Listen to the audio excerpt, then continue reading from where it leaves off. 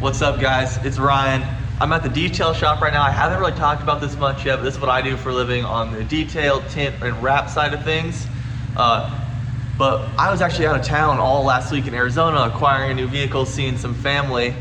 But my old man Dave, he's been getting after it on the Ranger build, and we're gonna go swing over there now. We're finishing up the shop today and go see what he's got cooking up. So supposedly that things might be a little more torn down, table might be getting done. So we're gonna go see what's going on there. It decides not to snow anymore in Wisconsin, so I ended up taking my bagged Audi S4 out of storage and sitting in the shop. I haven't driven it in a few weeks, but it's like 45 degrees today, so might as well.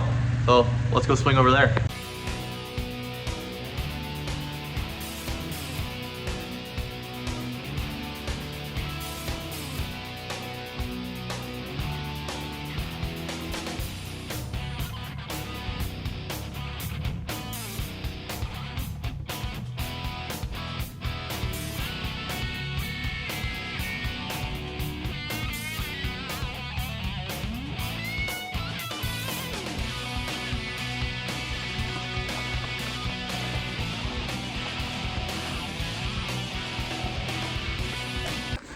All right, cab is off and motor's coming out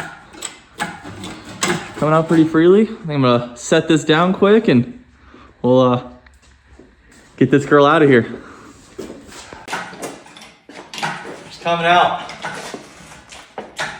So everything's all off.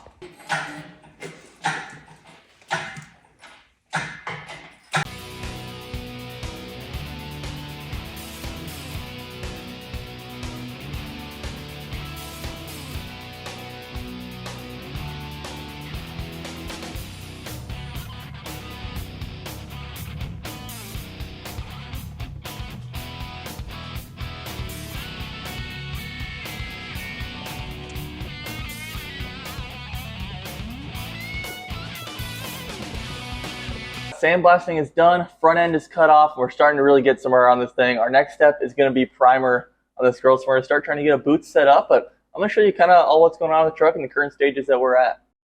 The whole frame came out awesome, no rust in this thing. That's super lucky for a Midwest truck.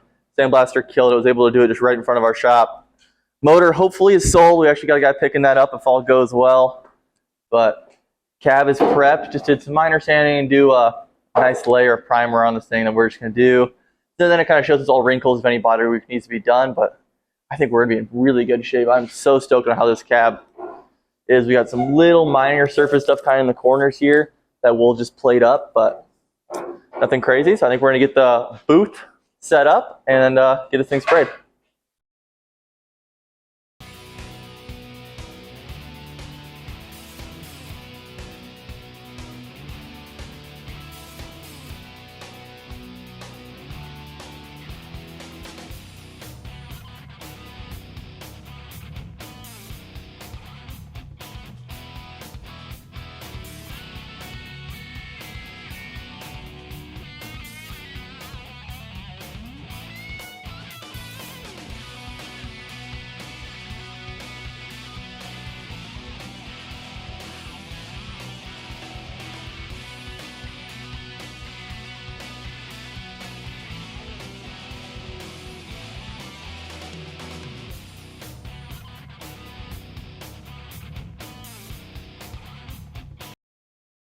So I think we left off, we got the truck all primed and got it back onto the chassis table. So now we're kind of starting initial fabrication work. Got the 4-link somewhat mocked up here behind us and kind of figuring out what tubes need to go where and where we're going to need to be. So let's kind of look into it a little bit more. All right, we're building it's not really a sill bar, but it's the main support from the cage to the frame.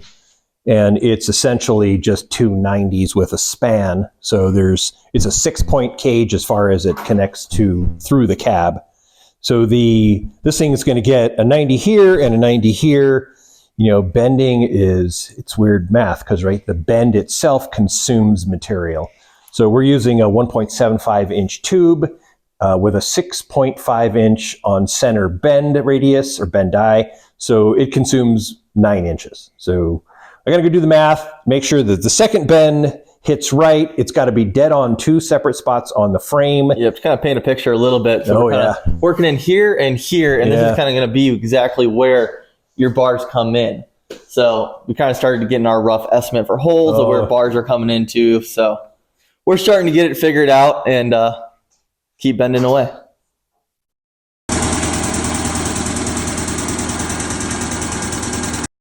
Starting to look pretty dang cagey.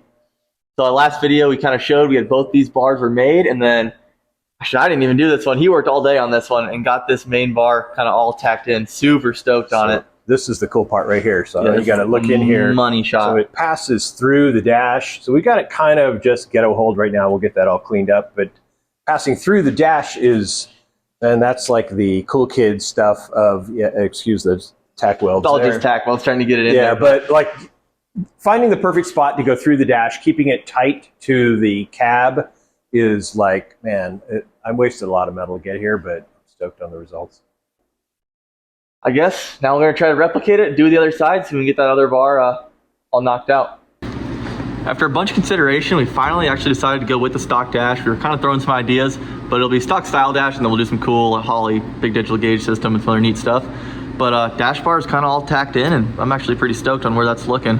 It doesn't interfere with anything. The Holley digital dash is just a little thin guy too, so shouldn't be an issue. Kind of starting to look like a cage.